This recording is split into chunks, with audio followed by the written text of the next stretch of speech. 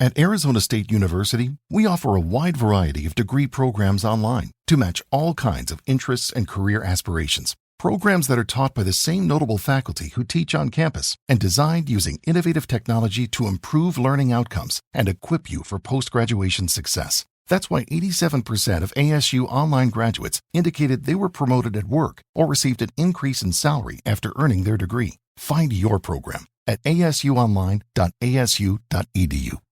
At Cox Mobile, we know you're smart. You make coffee ice cubes for your cold brew. You also added Cox Mobile so you can save on your Cox internet. So smart. Cox Mobile. Cox postpaid internet required. Prices exclude taxes, device activation, and other fees and charges, which are subject to change. Other terms and conditions apply. Learn more at cox.com/mobile. Every day, Ferguson works with people transforming the world we live in. And we bring them the products, tools, experience, and scale to make complex projects simple, successful, and sustainable. Ferguson. Together, we build better. Welcome to the Sisters in Loss podcast, a faith-based podcast that spotlights Black women that replace silence with storytelling around pregnancy and infant loss and infertility. Black women experience miscarriage and stillbirth 4 to 5 times more likely than white women in the United States, according to the CDC and NIH. Whether you've experienced a miscarriage, infant loss, or stillbirth, are trying to conceive, or have an infertility diagnosis, you will learn about resources and strategies to heal, gain clarity, peace, and hope, and find an empowering path forward after loss. I'm your host, Erica M. Freeman, and you'll hear me interview other sisters in loss from around the world who have healed from such a painful and traumatic experience, by sharing their testimonies and stories to inspire and help others turn their pain into their purpose. Storytelling is powerful. Storytelling is activism. Storytelling is healing. Now let's get started. All right. Welcome to the podcast. I'm so excited to be here. You know, what you do is absolutely amazing. Just sharing our voices and everything like that. It's fantastic. Absolutely. So excited to learn more about you and your story and the work that you do. But I would love for you to just introduce yourself, share a little bit about yourself, what you do, and how you got started in this work. Yes. So my name is Oneisha Perrotte-Lewis. I'm located in Montreal, Canada. I have been in business, well, not Little Bean Foundation, but I've been a businesswoman for like the last 7 years. I'm doing graphics. I'm a self-published author of 5 different books. I do events. I do lots of pop-up shops. I am also a motivational speaker. I have done so many different conferences and so many different things for other people. And, I just felt like all of this work had tied in to when I had actually endured my loss with Jayden. And when I seen him, I actually whispered to him, Little Bean Foundation. And that's what birthed my foundation here. And this is just an extra part of me, but it's also something that keeps me going. It's something that wakes me up in the morning. I'm excited to do. I'm excited to, have different ideas every single day. And it's just become like my life's work, in so many different ways. I'm just grateful for all of the things that I've been through, even though they've been hard, tiring, exhausting, painful, but it all brought me right here. Yes, absolutely. Well, let's talk about your story. So I would love for you to take us back and share with us your journey to motherhood. Yeah. So I had actually found out that I was pregnant 2021, January 13th was the exact day. I just remember I was like completely sick. I had no idea what was going on. Pregnancy was honestly the last thing that was on my mind because I was just so focused on getting my businesses up and getting my businesses together and things like that. But when I had found out I was pregnant, it was like just this beautiful new passion for me. And I was like, oh my goodness, I'm actually going to be a mom. Like, I'm a mom now, I'm pregnant, I'm expecting.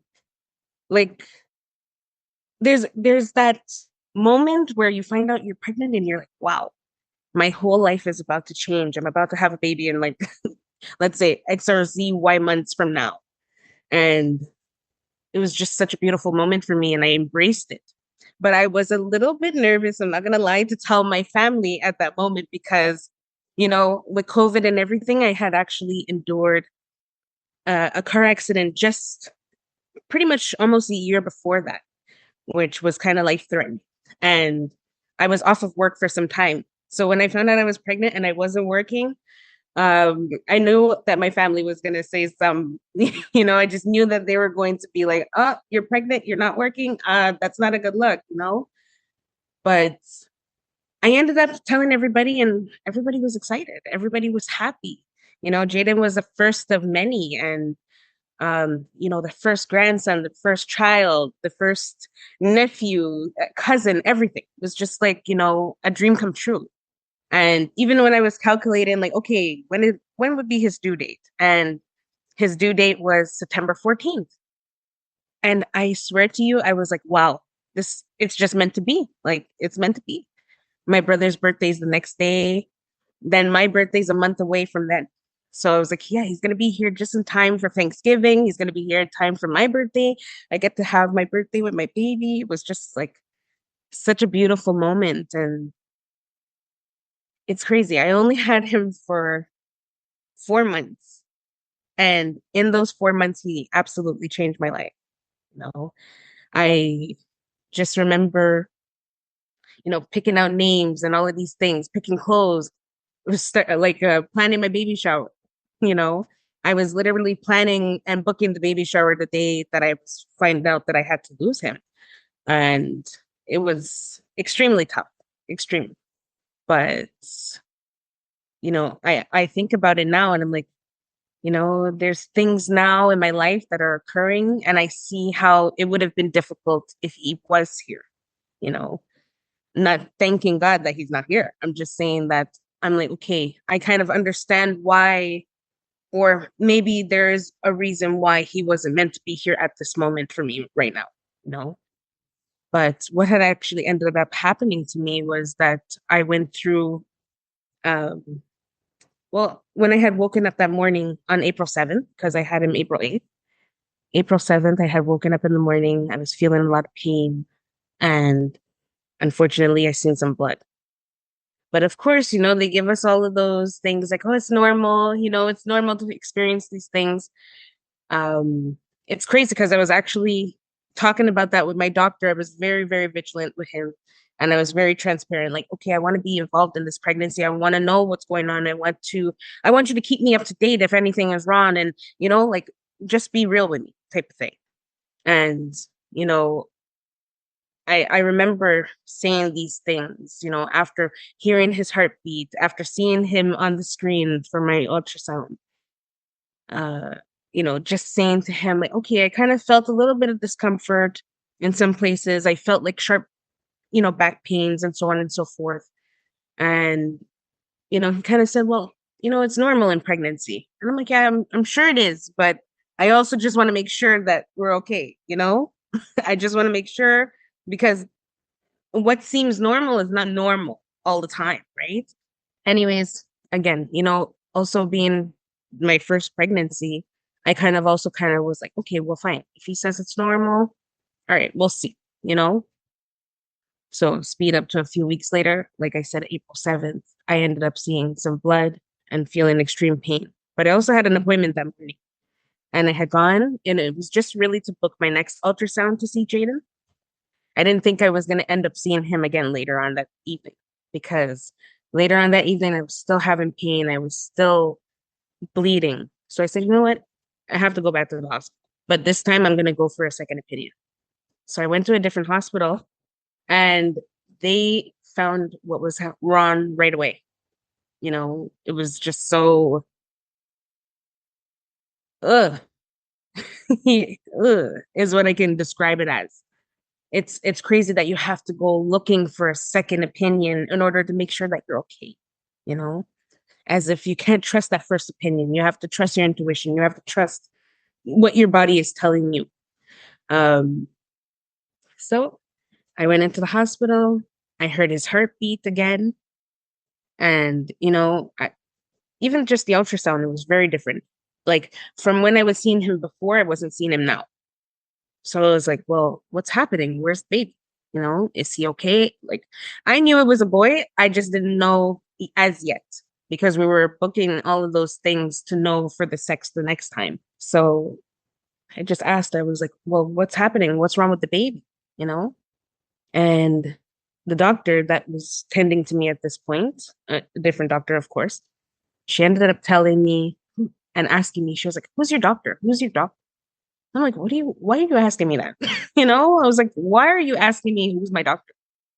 She was like, well, I don't know how to tell you this, but the baby's in the vagina right now and you're going to have to give birth. So I was like, what are you talking about? And she's like, well, your cervix has ruptured, and your baby's in the vagina. Unfortunately, you're going to have to give birth to the baby, and he's going to come out.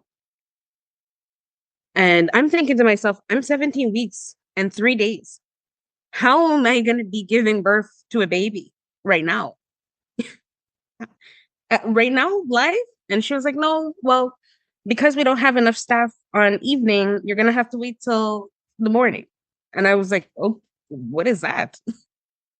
I'm like, don't people give birth to babies like at all type of hours? So anyways, it was just a mess. And I just remember going into the room, like they brought me into the birthing room afterwards. And because they wanted me to wait for results in terms of everything that they were testing to make sure that the cervix was actually ruptured, that the membrane was open, all of these things. And that's exactly what happened. When they came in, they were letting me know that I couldn't have the stitch because, he's unfortunately the membrane was open. He was already losing oxygen, blood, everything. The placenta's not doing anything to him at this moment, So I was like, okay, well, I didn't know what to say. I didn't know what to do. I just had to prepare myself mentally that I was about to lose my baby. And I also had to give birth to him. And I've never done birth before. I don't know how that feels. I don't know what it's going to be. I don't know about my own self because they were saying also, if he didn't come out in 24 hours, well, then my life is at risk, And I was like, oh my goodness, like, you mean to tell me I'm going to lose my baby? I'm also going to go through birth. I don't know what that feels like. I don't know how to prepare myself for this. I don't know, like, how my body is going to react. And then you also are telling me that I can also lose my life. My life is at risk too. This was just mind blowing, And yeah, so that's what happened at that moment. And eventually in the morning, well, I had actually prepared everybody the news. I told my family, I told my friends, I told everybody because, there were people I was talking to while going to the hospital. And I was telling them, I'm like, yeah, I'm just going to go to the hospital just to make sure everything's okay with the baby, And I ended up telling them, like, yeah, well, this is the situation now. I'm going to end up losing the baby, unfortunately. And, I just remember too, like, the nurse that was there, she was like, yeah, you can't have anybody else, but your boyfriend could come because you're about to lose the baby. So I was like, well, how does that make sense?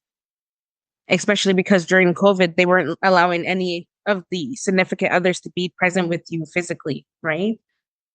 So my boyfriend ended up coming. We prayed, we spoke. Most of the night was silent, unfortunately, too. I played music all the way because I was always playing music with Jayden, Um, it was just such a sad time. And especially to be in a room where you're about to lose, you have a butterfly on your door, but everybody else in that ward is welcoming babies. You hear babies crying, you hear babies, people are talking about, oh yeah, well, this one had their baby and this one, like, it was so traumatizing, And I felt like, okay, I felt like I could have been in a different place. I could have been somewhere else. I felt like you could have put me on a lone ward, if anything, where there was complete silence and not me hearing other people having their kids. Not that I wasn't happy for them, but I was upset for the situation that I was in because technically, I shouldn't even have been here in April. I should have been here in September, welcoming my baby to the world, right? So it just sucked so much, And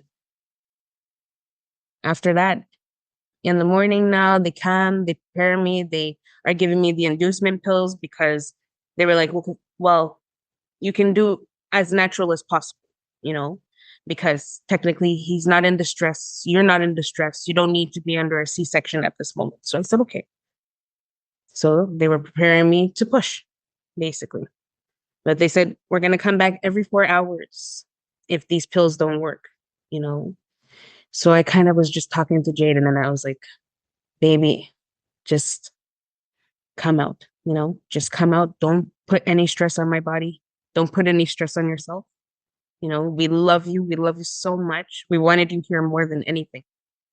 We wanted you here more than anything. And we're going to meet again. We will. But just know that you were loved. Know that you were the happiest joy that was brought, and I'm going to make you proud. That's what I was saying to him. I was like, I'm going to make you proud. I'm going to make sure that your death doesn't just go in vain, basically. Your death wasn't for nothing. And I'm going to make sure that this doesn't continue to happen to other people or that people can speak about it. And yeah, I think he heard me because not even a couple of minutes or maybe 30 minutes after that, I was in contractions. I was in pain. And I was in labor for I've been in labor, but at that point, I was okay, complete active labor at this moment, and I ended up having him at 232. And it's just crazy because I ended up like my boyfriend. It's like it's crazy how the body is so smart. You just know exactly when you're about to give birth. You know exactly when. And I was sitting there and I was like, oh my gosh, I'm about to have this baby. I feel the baby coming. I told my boyfriend, I was like, go get the nurse. Go get the nurse, please, because this baby's coming right now. He was like, oh my God. He was like stressed. I was like, no, I need to lay on this bed to have this baby because what is happening, And so the nurse comes in. She's like, you're having the baby? I'm like, I'm having the baby. It's coming. And she sees, she sees the head. She's like, yeah, it's coming. So, just get prepared, everything. I think I did about maybe 3 or 4 like huge pushes and he came right up. Placenta and all. It was crazy. Placenta and all. Every single thing, And I was like, wow, this was easy in a sense. But then it was like, I was so tired from all of that I just felt my body like I needed to sleep. I just needed to just close my eyes, relax a little bit from what just happened. And unfortunately, they didn't give him to me to like have any like skin to skin contact, which is one of the things that I would say I regret is not having. Because I would have liked that moment. But at the same time, I also kind of don't regret it because when they brought him, he was wrapped so perfectly, like perfectly in his nice, like crochet little sweater. It was like yellow and green and a little bit of blue. And when the nurse was walking in and I was like, it's a boy, isn't it? And she's like, yes, it's a boy. You have a baby boy. And I was like, I knew it. And then I was like, oh my God. Because my boyfriend was like, from I found out I was pregnant, he was like, it's a boy. I was like, well, how would you know? How would you know? We both have girls first on our families, on both sides, from his family and my family, all girls. I'm a first girl. My mom's a first girl. My grandmother's a first girl, all of these things. And even on his side as well. And it was just like, okay. I ended up being like that underdog, I guess, like I could say, because, I ended up having a boy. And everybody was so shocked in my family. Oh, you had a boy? Wow. We were so sure it was a girl. And I was like, I had a feeling. Anyways, I ended up seeing him. He was absolutely beautiful. 17 weeks, 3 days. And he had a smile on his face. Unbelievable. I couldn't believe it. When I seen that, I was like, he's smiling. And I couldn't even cry in that moment. I just wanted to spend time with my son. I just wanted to look at him, embrace his face, embrace his features. Unfortunately, like now when I think about it, I wish I had opened up his sweater and all of these things because, I didn't do his burial and all of that stuff. I actually ended up giving him towards the hospital to do what they had to do because they made everything sound so promising. Oh, he's going to have a plaque. He's going to be buried amongst the other babies, which is what I kind of wanted for him to be buried with babies. But I just didn't know that it was going to be like that. I'm thinking they had individual plaques for these babies. I'm thinking that they had all of these, babies in different places and not on top of each other. Anyways, that's another part of the story after. But, I didn't open up his sweater. I didn't get to see his feet. I completely forgot about those things. It's crazy. I just was looking at him and I was like, oh my goodness, I know that I'm not going to have all of this time to be with him.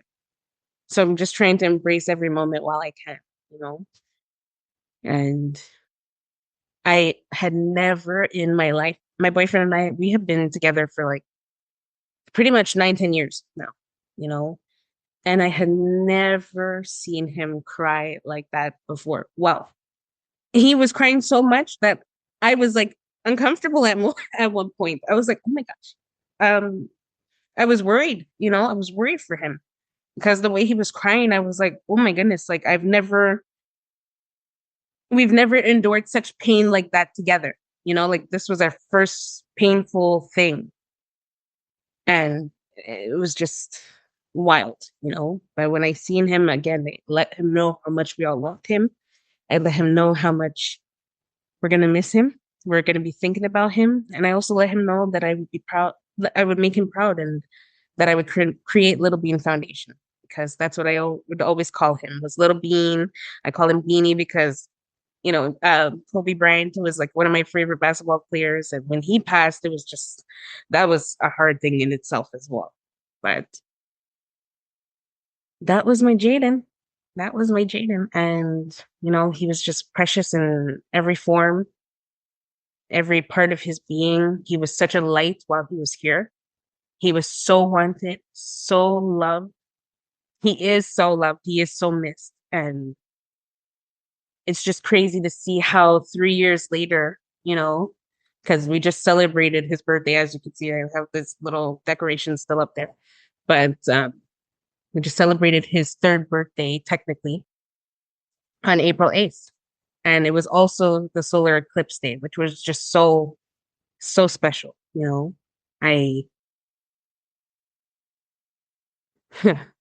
it was just something that I swear I could cherish for a life. I have to stop a little bit because I can go on forever. No, I love the way that you speak about Jayden and how he was loved then, how he's loved now, how you are can continue to celebrate him. I would love for you to share more about your healing journey. Like, after you came home from the hospital, you gave his body to the hospital. Like, how was those first few months after the loss? And how did you all really cope with that? Coming home, it was so tough because April 8th is also his uncle's birthday. So when we were coming home, we actually didn't even go home. We had actually ended up going to the in-laws, so my boyfriend's family, because we were celebrating his brother's birthday. And it was just quiet at the table.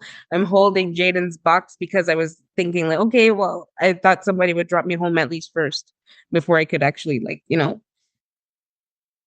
come to this party and put a smile on my face or act like I could put a smile. It was so tough being there. But what I am grateful for is that we were surrounded by family. We were surrounded by everybody that was like preparing and ready for Jayden to come and so excited for him. But it was definitely tough in that moment. Like I couldn't even eat. There were days where I couldn't sleep. There were days where I couldn't just fathom waking up in the morning, and One thing that I did do though, when I found out I was pregnant, was I started a journal. So I would journal to the baby, as much as possible. And then what I started to do was when I got home, I journal again. And I was writing to Jayden, just writing like little moments of everything, But that specific day, I wrote, "You were born today. You were born and you passed away." Because I know for sure he had a few moments of error. I know he did. He just didn't have it with me. And I was like, "You had a strong heartbeat, a beautiful face. You had your your father's entire face with my smile, my nose, and you just had this most beautiful smile on your face. You were so peaceful. You looked exactly like an angel that you are." And I was just writing to him, just writing. And so from that moment, actually, while I was home, I challenged myself to a 90-day challenge because that's the type of person I am. I do those type of things. So I said, you know what? I'm going to write to Jayden for 90 days straight. Just anything that's on my mind, anything that I'm thinking about, even if it's a couple of words a day, I'm going to write something to him, you know? And this is how I'm going to do my healing because I love to write. I love writing. I love to express my feelings through writing as well as speaking, but it was really mainly writing that I could only do to Jayden. So I would write every day, write every day. I would take time. I was actually putting myself in a lot of things, like doing pop-up shops, speaking about my loss. I was, doing different photo shoots. I was doing different events, online, virtually, and in person, talking about my loss and talking about Jayden and talking about what happened to him. And, just even advocating for Black women as well, because I just feel like we are the most underrated, underappreciated type of women in the world. And it's just unbelievable how lost we get when it comes to loss, right? We are pushed away. And I wanted to make sure that I was one of those voices that, spoke about Black women and Black pregnancies and, just talking about those things. And eventually I ended up thinking about that 90-day healing challenge that I challenged myself to. And I said, you know what? I'm going to write a book. And that's where I ended up writing my third book, which is I Love You Little Bean. And that was just all of my notes to Jayden for 90 days straight. And then I also added an extra 90 days for somebody who read the book that wanted to do their own 90-day challenge in that book. So, it was just such a beautiful journey, hurtful, hard, impossible at one point. But, the book turned around and just made everything so beautiful. And I actually had written another book, actually, in that meantime. I had wrote 5 Steps to Embracing Your Grief. It was just my take on grief, but it wasn't a thing to say, you know what, these are 5 steps that you need to follow. No, because we all do grieve differently in different ways. There were just 5 ways that you could embrace your grief differently. And I wanted to look at it from a positive and less of an angry perspective, because I find that a lot of, foundations are angry, and it's okay to be angry, but there's only so much places that anger can take you, and I think for me I wanted to find the joy in my loss. I wanted to discover the beauty in my loss, because yes, I lost Jayden, but I didn't lose him, in that sense of he's still my son. I'm still mothering him through my grief. I'm still mothering him on a daily basis. Sometimes when I do something, I'm like, oh shit, like, oh my goodness, like, Jayden is watching. Like, you got to be careful with those type of things. Sometimes I'll catch myself in those moments, and I say, you know what, I would have been the best that I could have been, and I'm still doing the best that I can. And it's just so funny how everything happens where you start to look at yourself in a different light and a different perspective because of all that you've been through. So that was one of those things. But in the meantime, while writing books and everything like that, I was really following up with the hospital as well. So I wanted to see him again eventually. I kind of felt like, I was like, okay, I know you guys are going to cremate him. Is it possible that I can see him one last time? And it got to a point where it was like as if they were stalling me, like I was somebody that was calling like almost pretty much every day.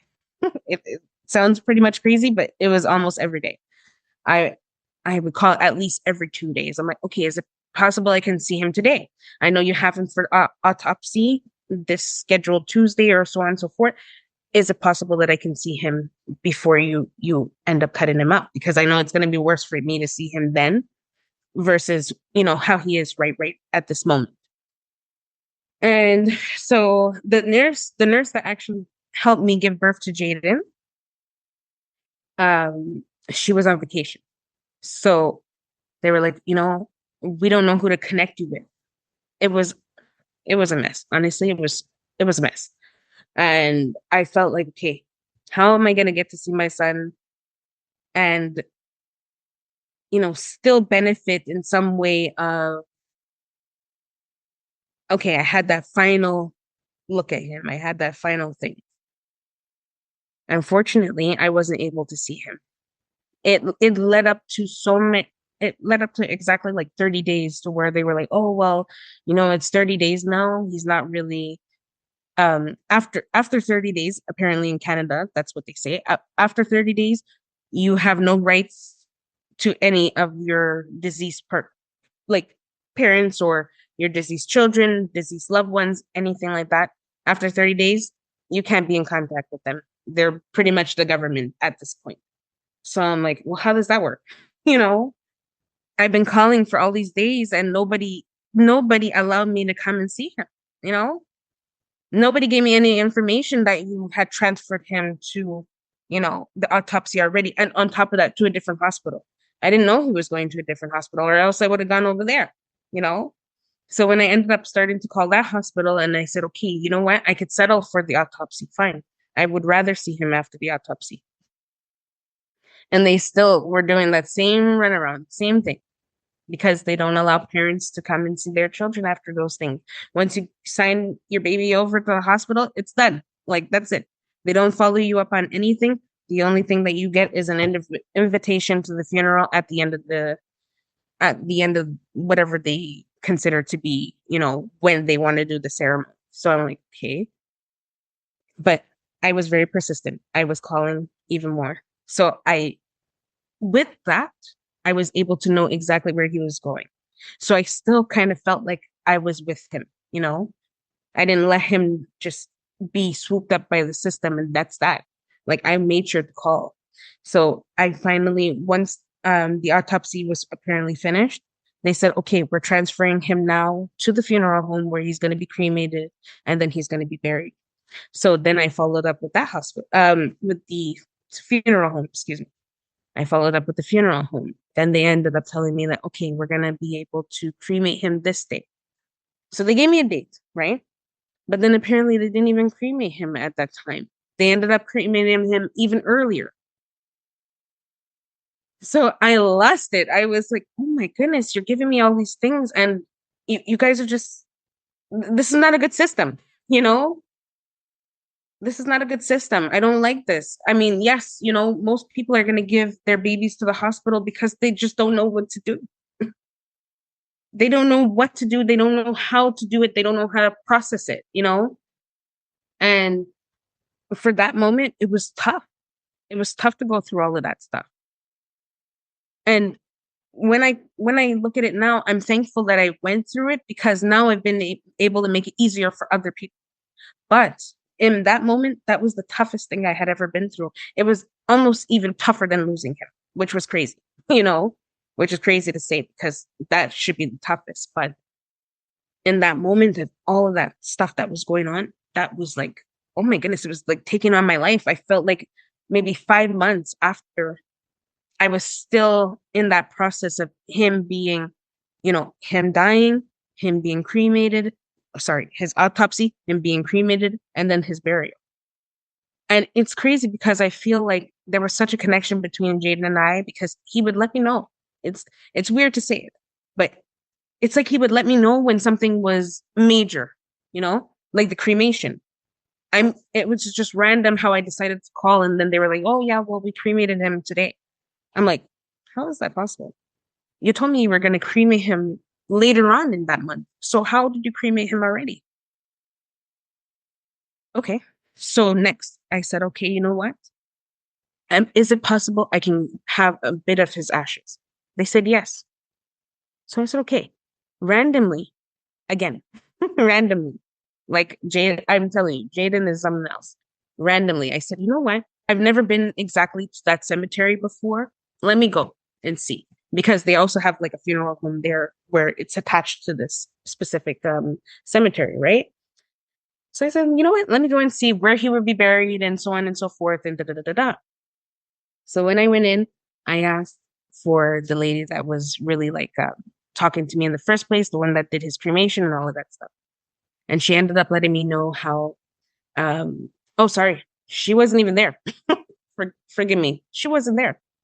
So when I had asked for her, they said, "Oh, she's not here today." I'm like, "But she just told me she was going to be here." So I don't understand how, like, why there's so much miscommunication between myself and these people. It's crazy.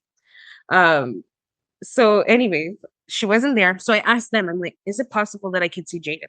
She told me I can have some of his ashes. She told me I can see his urn and his box. Is it possible that I could see that? So they asked me what his name is, and I tell them, and I gave them all the information for him. Then it took like a good 10 minutes for them to get back to me. So I was like, "Hey, what's happening?" They come back.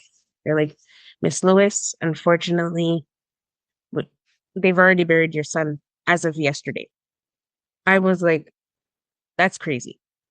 She fully told me she wasn't going to bury him until September. We're July 2nd. Like, how is that possible? I I was after that I was a mess. I was a mess for like a good couple of weeks for sure. Because I was like, how is it possible you're telling me this one thing, then you end up doing this other thing? And it's not your child, It's not your child. If that was your child, you would have been upset that all of these things were happening. I wish you guys would make loss a little bit easier because these are the things that the burdens and the hurdles that we have to endure and face when it comes to this type of stuff. That's hurtful, you know? Anyways, when I ended up going now and I see the space of where he is and stuff like that, I don't know where he's buried because they had told me he was going to have a plaque, but there was nothing there. The only thing that was there, there's one statue and it says, "Here lies, like, the babies who have passed away due to pregnancy and infant loss, stillbirths, miscarriages, etc." It's lawn in French because we speak the official language here is French, apparently. So it's in French. And then they just have like one little plaque with a teddy bear that says, "Your angels are here." So I was like, well, I thought you guys said that we were going to have individual plaques. So why is there just one plaque that says, "Your angels are here"? It was like extremely hurtful to see this. And the land was just, at the time, was just destroyed, destroyed. It wasn't clean. It wasn't nice. I didn't even know that that's where he was buried. Like I couldn't tell because, of course, when you bury somebody, you would see more piles of dirt, right? So I couldn't even tell. It was just a mess. And I ended up calling them back and I said, "You know what? I don't really like what you guys did." I don't like it. I don't like what you guys did. I don't like what you put me through for the last 3 months. That was ridiculous. It's not fair that, oh, because you guys do things free, because that's what they consider to be free. Since the hospital takes care of the cremation and does all of that stuff, what they seem and think to be free, they feel like they don't have to communicate with you. I'm like, just because it's free doesn't mean that you don't have to communicate with me. You should let me know what's happening with my son, and for every other parent that's going to go through this type of nonsense, sorry to say so, like, this is crazy. So that really took on a lot of my moments with my time. And eventually we ended up having the ceremony in September. And it was actually 2 days before Jayden's due date. So it was very, very tough, very tough. And I ended up actually making a speech, and I spoke in front of everybody that was there. And I was the only person that spoke at that ceremony. No other parent wanted to speak, and I don't blame them. But I was so happy that I spoke, because after, everybody came up and they were talking to me and they were like, I don't know where you found the strength to even go up there and speak in front of all of us, especially after we all endured a loss and all of us are pretty much due around the same time, Like I said that, my baby was going to be due in 2 days. Some people, they were due like the day before. Some people are due 4 days from now, all of those things. And they were just like, wow, it took so much for you to speak for us, but you did. And we're thankful, because you said exactly everything that we're all thinking at the same time, It was tough, but I felt like I needed to say something, and I felt like I needed to be heard at that moment, and that we all needed to be heard, especially after all that I just went through with the whole, the cremation, burial, everything. I felt like I needed to be heard. I felt like I needed to, just speak my heart out, and to also let people know that it's going to be okay. That it's going to be okay, that despite these struggles and despite what you've endured, there's still so much hope and so much light and so much love for you to give and to bear onto others. But at the same time, you're going to do it in memory of your babies. That's the most important thing, And so moving to now, in terms of what's been going on with that, with the funeral home and the cemetery. Last year, actually, when he passed, that same day, actually, no, sorry, the same day of the ceremony, I had mentioned to them that I wanted a plaque, but they were trying to give me different plaques. Like it's crazy. They were trying to give me different plaques within the cemetery. And I'm like, well, why is it that I can't have a plaque right here where he is? You have all of our angels here. So let's make something here that we can have all of our babies' names here, And so they were, like I said, they were trying to give me different plaques and different options to do. And I said, no, I'm not settling for this. I don't want it. Like, I want him to have his name over there where he is. It doesn't make sense for me to walk all the way over here to see his name on this plaque when he's right here. I want to see him where he is. So eventually I ended up speaking to that lady again, which I was not happy about, because I just felt like she was just so in the air with certain things, and she wasn't listening to me. She just wasn't doing what I wanted for Jayden. And so eventually I ended up speaking to a different man. Thank God for this guy, because he just took everything like to a different level. He understood me. He heard my pleas. He heard my cries. He heard how much I was struggling with this. And I specifically had asked for a butterfly plaque. I wanted a butterfly because I just felt like butterflies represent so much in all of us. It's that growth, it's that rebirth, it's that, overcoming challenges and overcoming life in itself. And it's how we can be different again after so many different things. I compare us all to butterflies at times, because the resilience of butterflies, and we're all cooking, we're cooking in so many different ways, right? And we're building our person over time, ourselves over time. So I wanted a butterfly, and I was very, very stern on that. I was very stern. So he ended up saying, Oneisha, let me see what I could do. He's like, I'm going to get back to you, but give me a couple of weeks, because I have to talk to a bunch of places. I have to figure out who can provide these things. And I was like, take as long as you need. I've already been waiting so long anyway, so it's okay. Take your time. Whenever you can get back to me, get back to me. Eventually, I think maybe a couple of months after that, he ended up getting back to me, and he was like, Oneisha, I actually found a place in Australia that can provide butterfly plaques for us. He's like, I'm going to give you the first sample, and you're going to let me know if you like it. Within weeks, I went back to meet him again, and we ended up finding and discovering that, yes, these butterfly plaques are absolutely perfect and they're beautiful, And I said to him, I'm like, okay, so how is this going to work? Like, how are we going to do this? How is this going to be done? Because I feel like so many parents who have their children here are going to benefit from these plaques, you know? And he was like, we're going to build like a butterfly wall. We'll build a butterfly wall. Jayden's name will be right at the top, and we'll go from there, you know? Within weeks, again, we were able to get Jayden's first butterfly. But then they had actually ended up giving me the original copy because they were the butterflies needed to be a little bit tilted. So like it looks like their wings are spreaded. But this one was kind of just flat. But I was so grateful to just receive that, and to be able to have it and keep it, because I was like, wow, this is actually a little piece of him that I get to keep in my house, an original copy, but they have his plaque now onto, that butterfly wall that is being started. And I said, look at that. I had to go through all of that to be able to get to here. And, for Jayden's birthday, the day before, we had actually gone to see him, my mom and I, and to go visit him for his birthday, bring some balloons, sing him happy birthday, all of these things. And she was like, Oneisha, I can't believe you did this. She's like, you really went and got this plaque done. She was like, wow.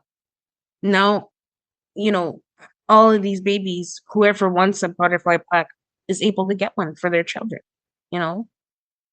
And that was very important to me, because I was like, yes, I wanted something for my son there. So I can only imagine how other people wanted something there and felt like they weren't being heard, and just kind of not given up, but they just said, you know what, like, why am I wasting my time? Why am I wasting my time? But me, I didn't waste no time. I was like, no, like, I want this. This is what's going to be done. If I'm going to be paying my good money for anything, I want to pay for it here. This is where I want it, And that's what ended up happening. Now everybody is able to get a butterfly plaque. And unfortunately, there's over 200,000 babies just in that ground alone over there. And Jayden is the first one to get a plaque. Wow. That's amazing. And thank God for your persistence to make sure that not only Jayden got honored, but also the other babies that were buried there as well. Yeah. That's amazing. So tell us how your foundation got started. I know definitely it's the inspiration behind Jayden. Was it a lot to do with this work of making sure that families were recognized, especially when they had a second trimester loss, and were able to have, a memorial space for their babies? Yeah, for sure. So when I had actually got home from the hospital, I started to work on it. So I had already come up with my Little Bean Foundation, and I said, okay, you know what? It's going to take some time. So while I was going through all of that with the cemetery and the funeral home, I kind of didn't get to focus on Little Bean Foundation at that space and moment in time. So I had the logo ready. I had my ideas ready. I just wasn't ready mentally to prepare it out. So while I was looking through some things and doing some research, because, I wanted to make sure that this was about education, that this was about making workshops and events and things that, people can really benefit from. And of course, eventually, like, even support groups. But I said, okay, you know what? Everything is going to happen within its time. It will. And I ended up looking online, just about pregnancy and infant loss, and even about, incompetent cervix, and, just educated myself a little bit more about things that I've been through and went through, and what I'm continuously going to go through, and what I'm going to endure too when coming into the lost world, the lost community and everything like that. And I ended up finding that Pregnancy and Infant Loss Awareness Day was October 15th. And I was like, oh my God. I'm like, now my birthday will never be the same, because my birthday is October 14th. So I said, you know what? It's just crazy how things are all so aligned, and how things, come into your life that you don't expect. And I said, okay, you know what? I will make sure to put Little Bean Foundation October 14th in light of all that is here, October 15th and pregnancy and infant loss awareness and all of that stuff. And I think what the best thing for me too was not just to make it so much about infant loss and pregnancy loss and so forth, but about grief in general as well. So when I do these events or when I do these type of workshops or when I do, like, I'm slowly coming with support groups because I want to make sure that I have the best of the best too. I have to prepare myself for these things. But one of my, for sure, was my non-negotiables was to have comfort boxes, was to have cards that could be sent out to parents for, their own birthdays, for the children's birthdays, for special occasions. That was for sure. Because I love to write cards. I love receiving cards. Anytime it's a birthday, I'm like, oh, I'm gonna send a card, So that was like a non-negotiable for me. So the comfort boxes, the cards, and also education. Because I find that it's so important to be an advocate, to be, educated on certain matters when you do endure it. And so when I started coming out with it, I was really excited because I was like, okay, well, who's going to hear this? Who's going to hear what I have to say? Who is going to be able to benefit from what I have to give, And I know I have so much to give and I still do. Right. But it's like, I was like, wow, like is anybody going to really read my post? Is anybody going to know how I'm feeling? Is anybody going to feel the same way I'm feeling?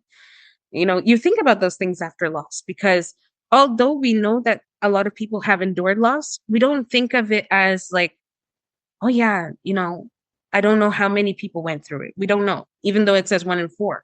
But you're just thinking to yourself, like, I know I've experienced it. And it feels like this way for me, but it's also not going to feel the same way for you. So I don't know if my words were going to translate in the same way sometimes, right? Like, when I'm making a post, I'm always thinking about, okay, how is this going to go about? Like, how are people going to feel about this?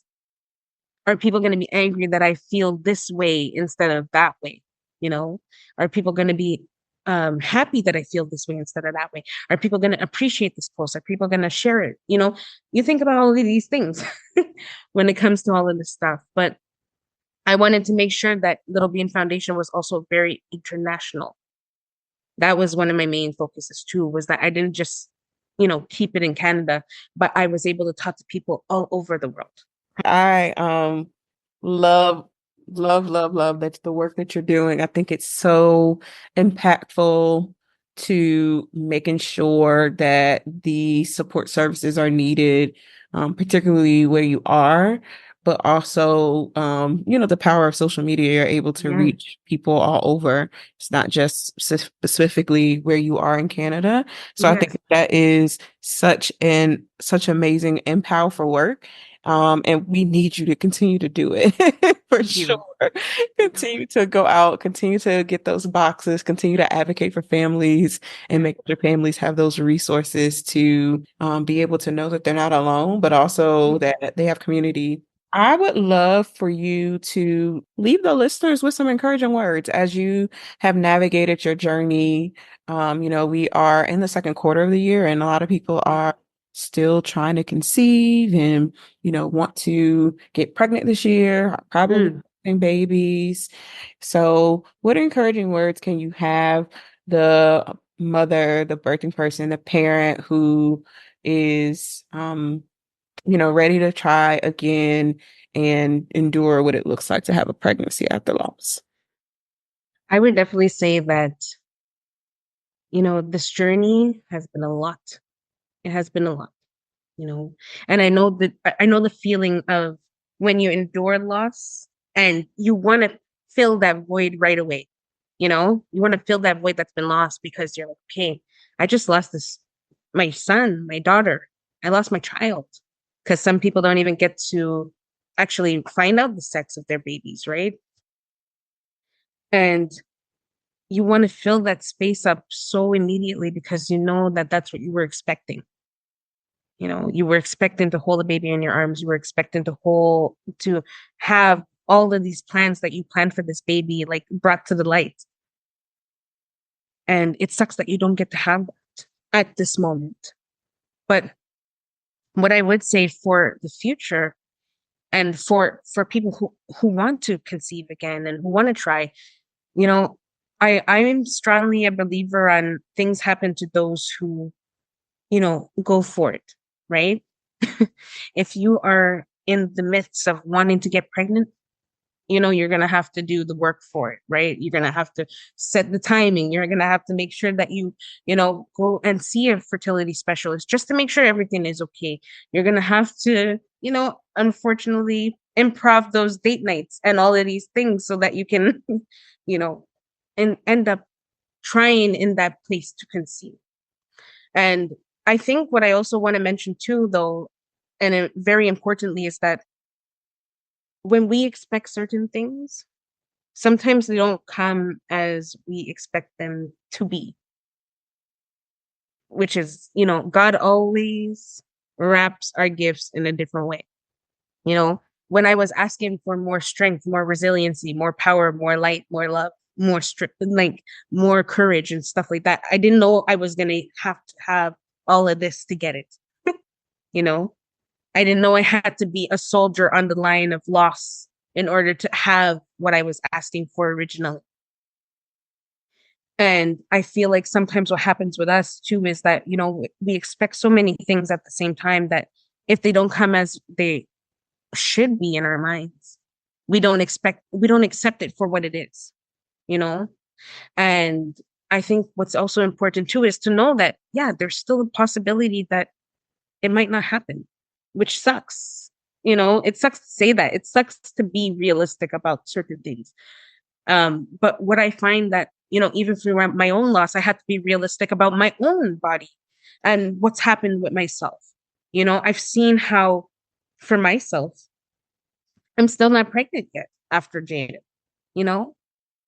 and I want to be pregnant again. Right. But at the same time, too, I also do see where I am in my life at this moment. I'm looking at these things and I'm like, okay, I kind of still see where I can't endure that beautiful gift yet, and maybe this is why I don't have it yet. I'm not trying to say that everything happens for a reason, because really and truly, what could the reason be? We're the ones that give ourselves a reason. We're the ones that give ourselves that, that little bit of answers to those questions that can't be answered.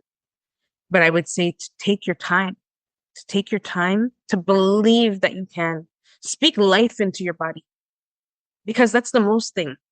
Sometimes what we're thinking doesn't align with what we're saying.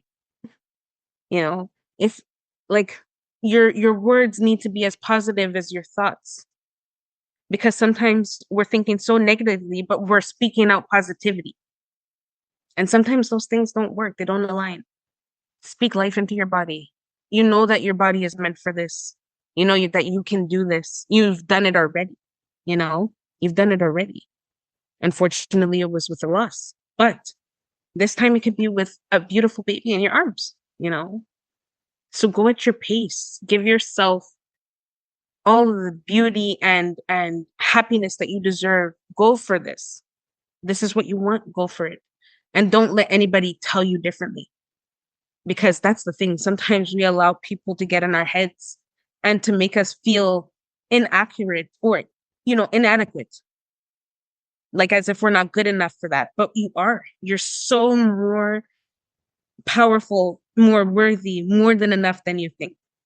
And it's going to be absolutely beautiful when you receive, because you know how to give because you endured loss. You know how to love because you endured loss. You know that now that you have all of this power to give unto to this new baby because of what you've been able to endure and what you weren't able to give at that moment when you were supposed to. So go at your own pace and give yourself grace along the way, because that's the most important thing. You have to speak life and love and healing and comfort and peace into your body, into your mind, into your soul. It's just more than eating and exercising and all of these things, because regardless, you can even end up with a loss same way doing all of these beautiful things, unfortunately. So just do what is meant for you at this moment. Go with your heart, follow your intuition, and ask all of those questions that you need to, because that's the most important thing. Ask all the questions. because we just think and trust without knowing sometimes. Mm-hmm. You know, ask all of those questions. I know you'll receive, and I can't wait to see you, you know, and myself bring another beautiful baby into this world because we deserve to. Yes, you all deserve it. Such a great way to end this conversation. I love your work. I would love for the Sisters in Loss community to support us. So where can we connect with you and your work after this episode? So you can definitely connect with me on Little Bean Foundation through Instagram or even Facebook as well. I do have Facebook. I am also on my personal account. I am Oneisha Lewis. You can definitely connect me there because I'll answer on either one, really and truly. So that's also on Instagram. I also have Little Bean Foundation's website up. So littlebeanfoundation.com. You can just check out a few more of the things that we do. I'm also a bereavement doula as well. I know I haven't mentioned it, but it's because, you know, I do have a lot of things that I'm doing at this moment that I just haven't been able to really put my foot forward into being my complete doula self. So those are the platforms you can reach me. You can also reach me on my emails, if anything, too, Oneisha Perrotte-Lewis at gmail.com or even littlebeanfoundation at gmail.com. Either way, I'll make sure to answer you for sure. And, you know, I just thank you so much for being able to take this time with me today and let me share my story. Thank you for listening because my goodness, it was long, you know, long when you go through it. We made it through to this part of it. I'm sure there's so much more to tell. So I can't wait to do an update with you at some point of how life has evolved for you on your journey to becoming a mom, with the baby here on Earthside, you know, because you have your angel Jayden in heaven. So thank you so much, Oneisha. This was such a pleasure and such a blessing. And I know people will definitely benefit from how you have navigated through, but also how you've healed through this process. Thank you so much for this. And thank you for your beautiful platform. I'm wishing you all the best of success in all your continuations and everything. Thank you. Thank you for listening to today's episode. For show notes, go to sistersinloss.com to stay connected with us and join the Sisters in Loss community and receive my weekly newsletter. Please go to sistersinloss.com/newsletter. That is sistersinloss.com/newsletter. Please rate and review this episode, and I will talk to you next week.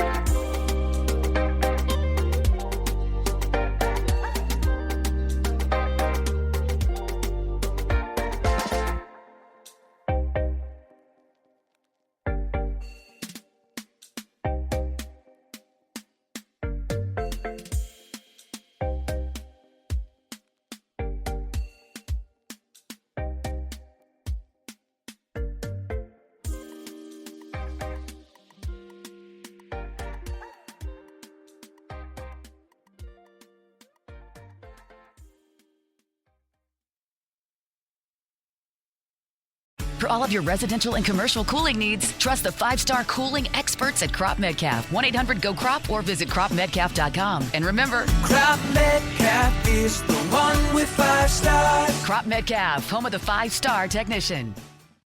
What's the best part of a Dunkin' run? The coffee or the $1 donut? $2 bagel minis or $3 sausage, egg, and cheese you can add to that coffee? Or the fact that you get to leave the office? The answer, of course, is yes. Time for a Dunkin' run. Great deals on food for $1, $2, or $3 with a medium or larger coffee. America runs on Dunkin'. Excludes specialty donuts and fancies. Price and participation may vary. Limited time offer. Terms apply.